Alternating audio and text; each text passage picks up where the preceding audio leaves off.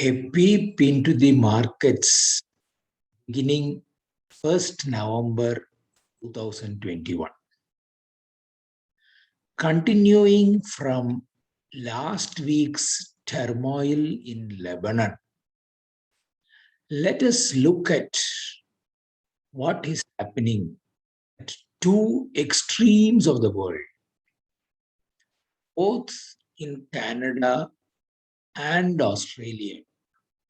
There has been considerable spike in bond yield.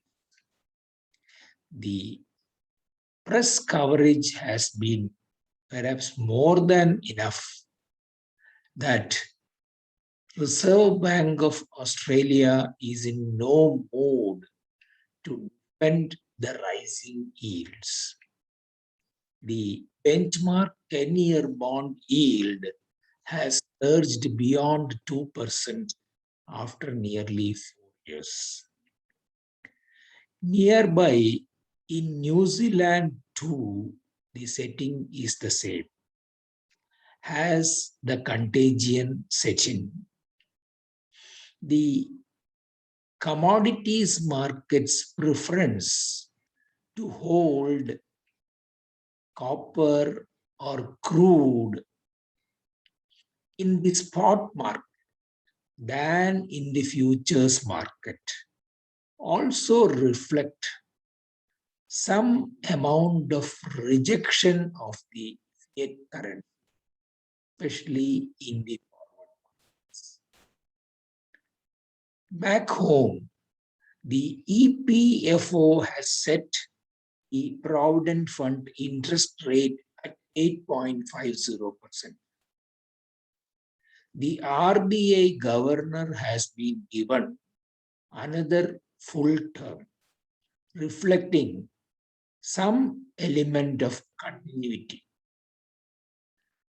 The Indian consumers' demand for gold has risen by 47% during the last quarter. While all this is happening, the FIIs have pulled out 25,572 crores from the capital markets during this month. The Nifty has shed 5% from its peak during the week to close at 17,671. During last July, the FIIs had pulled out a similar amount of 23,193 crores. But the index continued its upward march in July. In spite of an expiry week, the volatility in the derivatives contracts was limited. EIX remained static at 17.4.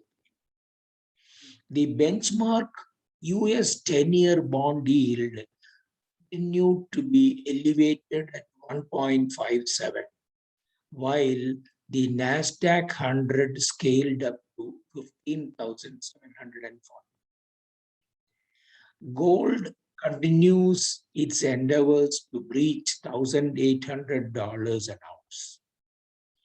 The benchmark Indian bond yield rose by 3 basis points to 6.39. But more pronounced and indicative has been the 14 basis points rise in the 3-year interest rate swap.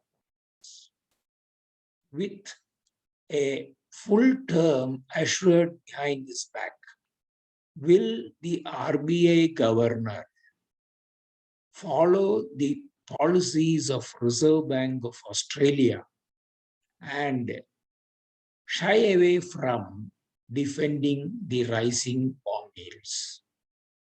Have an interesting Muhurat trading week. Happy Deepavali.